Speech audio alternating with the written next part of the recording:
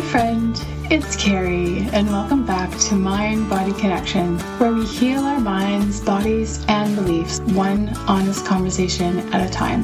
Before we dive in, can I just say, if you're listening to this while folding laundry, driving carpool, or hiding in your bathroom for 5 minutes of peace, I see you, mama. You're doing great. Today, we're talking the comparison trap. Yep, that sneaky little joy thief that shows up when you're just minding your own business, scrolling your phone, and suddenly you're convinced you're a failure, a frump, or a fraud. If you've ever thought, she's prettier, she's skinnier, she's more successful, look at her kitchen, her eyelashes, her Peloton thighs. Whew, girl, you're not alone. I've been deep in that thinking too. But the biggest problem is, it's not just that comparison hurts your feelings, it actually changes your brain. Like, it literally rewires it. And we'll get into that nerdy stuff soon. So today we're talking about how information overload rewires our mind and how we can rewire them back to peace, confidence, and purpose. We're going to get practical, we're going to get real, and I might even embarrass myself with some stories. Does that sound good? Hey, and stick with me till the end, because I've got a free gift that'll help you instantly feel better when your brain's in that overthinking, overwhelmed kind of anxious state. So let's rewind the Karey tape for a minute and buckle up, because this gets a little cringy.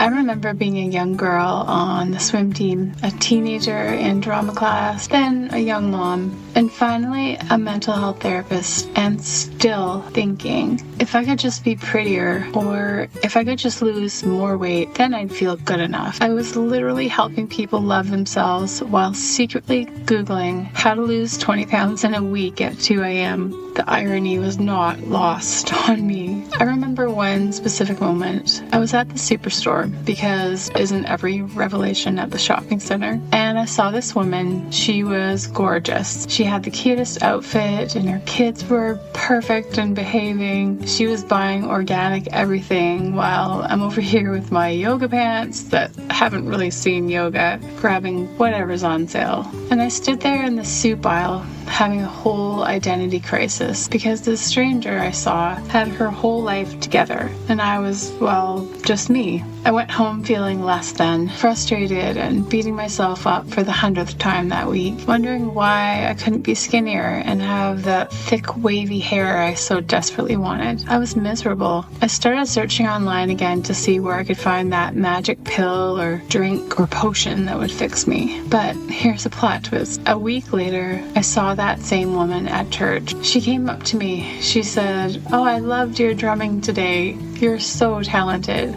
And also, I saw you at the store last week and thought, wow, she looks so beautiful, peaceful, and put together. I wish I could have your confidence." What? Plot twist of the century, right? That's when it hit me. We're all looking at each other thinking the other person has it all figured out, when really we're all just winging it with varying degrees of mascara. And I know I take care of myself. I try to nourish my body every day. I love being strong. I've worked hard over the years to learn how to sing and play drums. I try to take good care of my family and help a friend when they're in need. And cooking a meal for 200 people, I can do it without breaking a sweat. But deep inside, that not enough voice was louder than any applause. It wasn't until I hit a wall, anxiety, burnout, laying in bed, feeling depressed too often. But then I realized this wasn't just a few extra pounds or low self-esteem. This was my brain on comparison mode. And I knew I had to change something. It was time to take action. Let's talk about what's really happening when we scroll.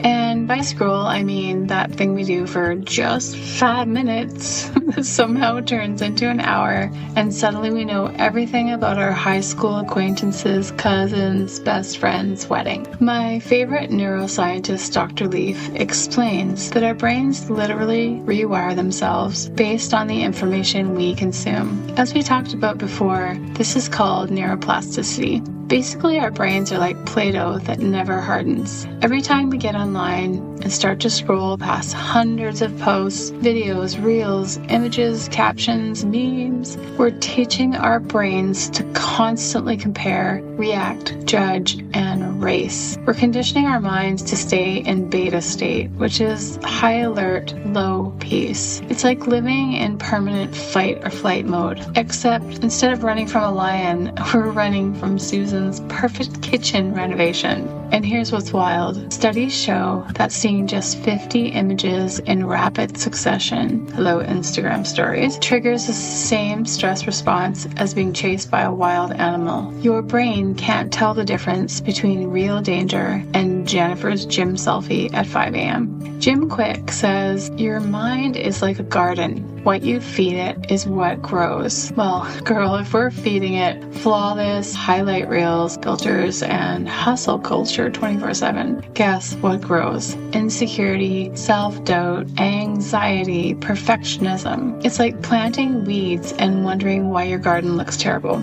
Tony Robbins calls it the tyranny of shoulds. I should be there by now. I should look like her. I should have more followers. I should be a full-time boss babe by Tuesday. Let me tell you about my should spiral from last year.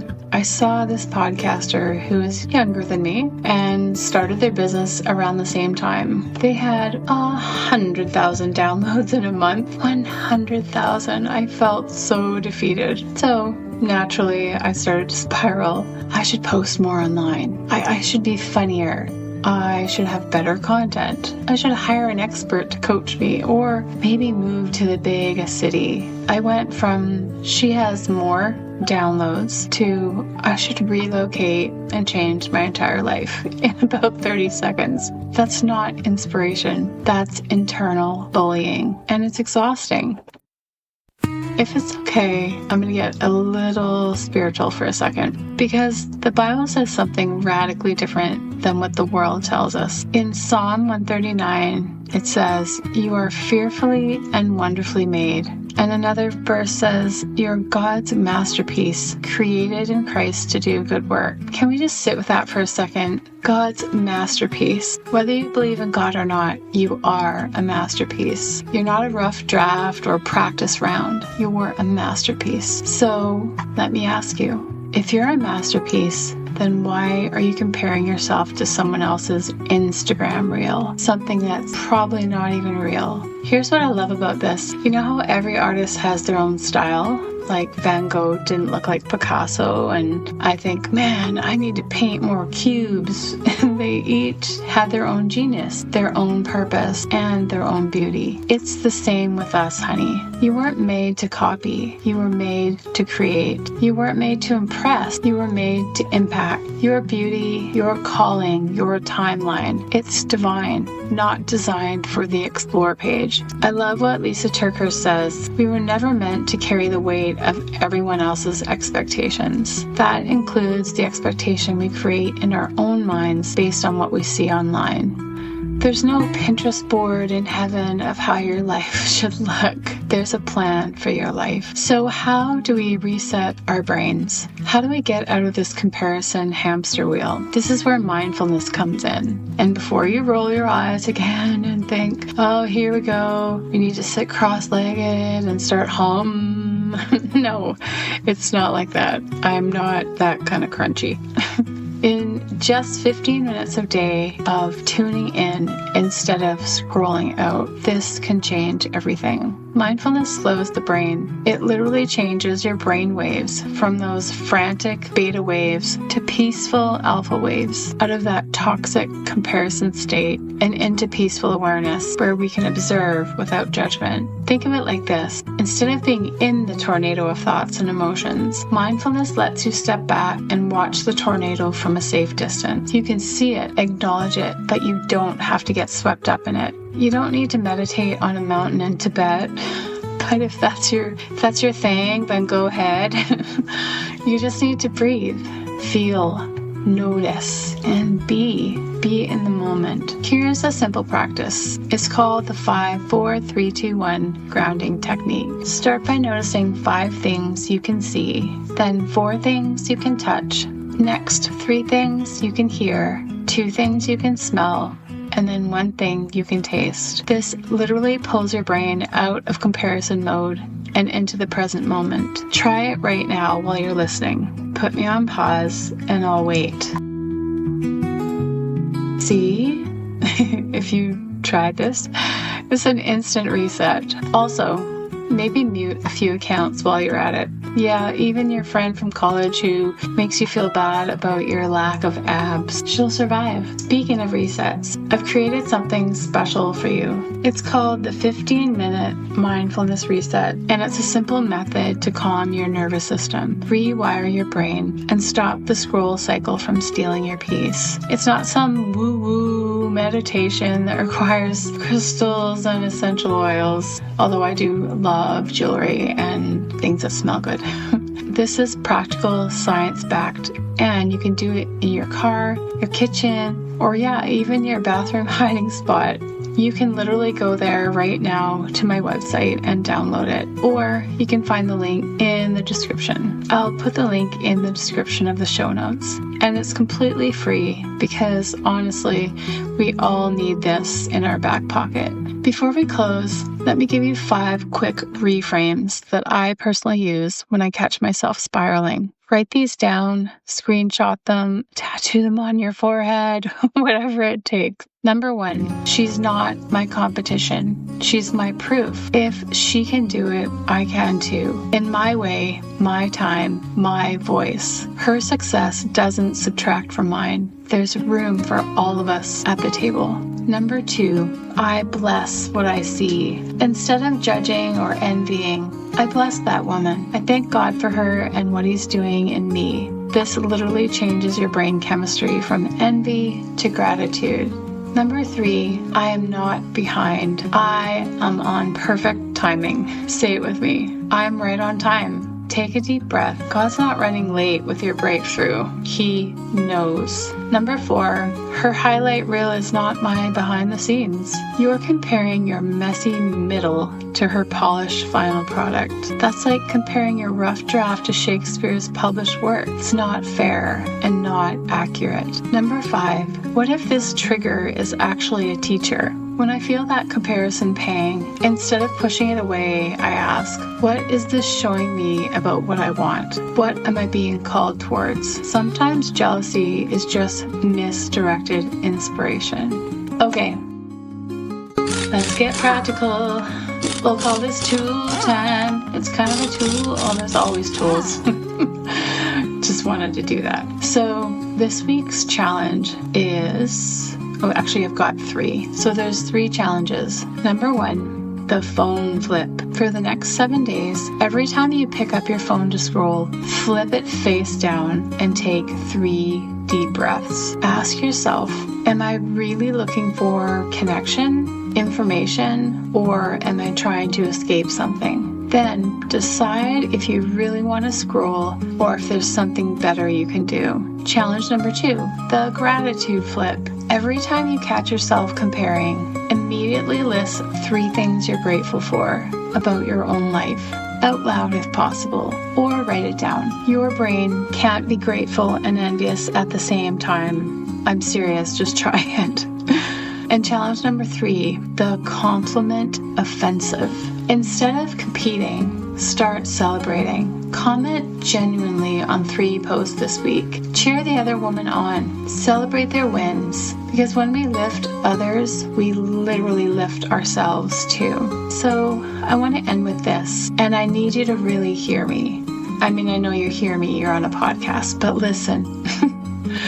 You were never meant to live in the prison of not enoughness. Your worth is not measured in likes, waistlines, or how well you can make a charcuterie worth Instagram worthy charcuterie board.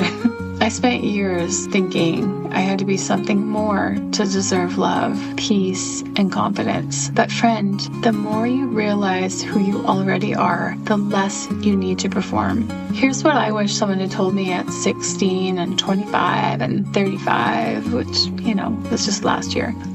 You don't have to earn your worth. You don't have to achieve your value. You don't even have to perfect your way into being lovable. You already are. You are not an accident. You are not a mistake. You are not too much or not enough. You are exactly who God intended you to be, exactly when He intended you to be. So next time you feel that scroll spiral coming on, pause, put the phone down, take a breath, and then if you can find a mirror, say this: I'm not a copy, I'm a masterpiece. I'm not behind everyone, I'm blooming. I am not forgotten. I am divinely designed, and I'm not competing. I am completing God's plan for my life. You've got this, and I've got you.